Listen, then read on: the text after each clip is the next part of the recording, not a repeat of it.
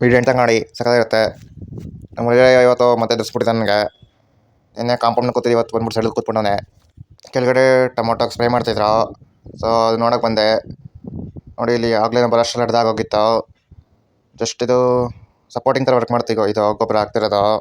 ನೋಡಿ ಇಲ್ಲೊಬ್ರು ಹೊಡಿತಾರೆ ಅಲ್ಲೊಬ್ರು ಹೊಡಿತಿದ್ದಾರೆ. ಏನಕ್ಕೆ ಹೊಡಿತಿರೋದು ಅಂದರೆ ತುಂಬ ಇವೆಗಳಿತ್ತು, ಅದರಿಂದ ಸ್ವಲ್ಪ ಇದಾಗಲಿ ಅಂದ್ಬಿಟ್ಟು ಹೊಡಿತಿದ್ರು, ಕ್ಲಿಯರ್ ಆಗಲಿ ಅಂದ್ಬಿಟ್ಟು. ಇದಕ್ಕೆ ಇದೇನು ಗಿಡಕ್ಕೆ ಇಂಪ್ಯಾಕ್ಟ್ ಆಗಲ್ಲ. ಅದು ನೋಡ್ಕೊಂಡು ನಾನು ನೆಕ್ಸ್ಟ್ ಬೀನ್ಸ್ ನೋಡ್ಕೋಬೇಕು ಬನ್ನಿ. ತೋರಿಸ್ತೀನಿ ಅದನ್ನವೇ. ಇವತ್ತು ಬೀನ್ಸ್ ಗಿಡಕ್ಕೆ ಅದು ಚೆನ್ನಾಗಿ ಬಂದಿದ್ರು. ನಿನ್ನೆ 20 ರೂಪಾಯಿಗೆ ಹೋಯ್ತು ನಿನ್ನೆ ಕಿತ್ತಿದ್ದು.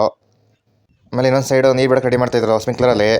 ನೋಡಿ ನೋಡ್ತಿರ್ಬೋದು, ಸ್ಪ್ರಿಂಕ್ಲರ್ ಈ ಕಡೆ ಆ ಕಡೆ ತೋರಿಸ್ತಾರೆ. ಈಗ ಬರ್ತಾ ಬರ್ತಾ ಬೀನ್ಸ್ ತುಂಬ ರೇಟ್ ಕಮ್ಮಿ ಆಗ್ತಿದೆ. ನೋಡಿ ಇಲ್ಲಿ ನಿನ್ನೆ 24 ಇತ್ತು, ಇವಾಗ ಡೈರೆಕ್ಟ್ 20 ರೂಪಾಯಿ ಇಳಿದ್ಬಿಟ್ಟಿದೆ. ಸೊ ಫೈನಲ್ಲಿ ನೀರು ಹಾಕ್ಬಿಟ್ಟು ಇನ್ನೊಂದು ಕಡೆ ಬಾಳೆಕಟ್ಟೆಗೂ ನೀರು ಬಿಡಬೇಕಿತ್ತು, ಅದನ್ನು ತೋರಿಸ್ತೀನಿ ಬನ್ನಿ. ಇವತ್ತು ಮಧ್ಯಾಹ್ನ ಮೇಲೆ ಕರೆಂಟ್ ಇತ್ತು, ಅದರಿಂದ ಲೇಟ್ ಆಯಿತು ಬಿಡೋದು ನೀರನ್ನ. ಸೊ ಹಳ್ಸು ಮರದ ಮಧ್ಯೆ ಬಾಳೆಕಟ್ಟೆ ಹಾಕಿದ್ವಲ್ಲ, ಅಲ್ಲಿ ನೀರು ಚೆಕ್ ಮಾಡೋಕ್ಕೆ ಬಂದ್ವಿ. ನೋಡಿ ಇಲ್ಲಿ ಚೆಕ್ ಮಾಡ್ತಿರೋದೆ ನೋಡ್ಕೊಂಡು ನಾವು ನೆಕ್ಸ್ಟ್ ಕೆಳಗಡೆ ಹೋಗ್ಬೇಕು ಚೆಕ್ ಮಾಡೋಕ್ಕೆ. ಯಾಕೆಂದರೆ ತುಂಬ ಬೇಗ ತೆಗಿತಾರೆ ಈ ಕರೆಂಟ್ ಯಾಕೋ. ಸಿಟಿಲಿ ನಿಮಗೆ 24x7 ಕರೆಂಟ್ ಇರುತ್ತೆ.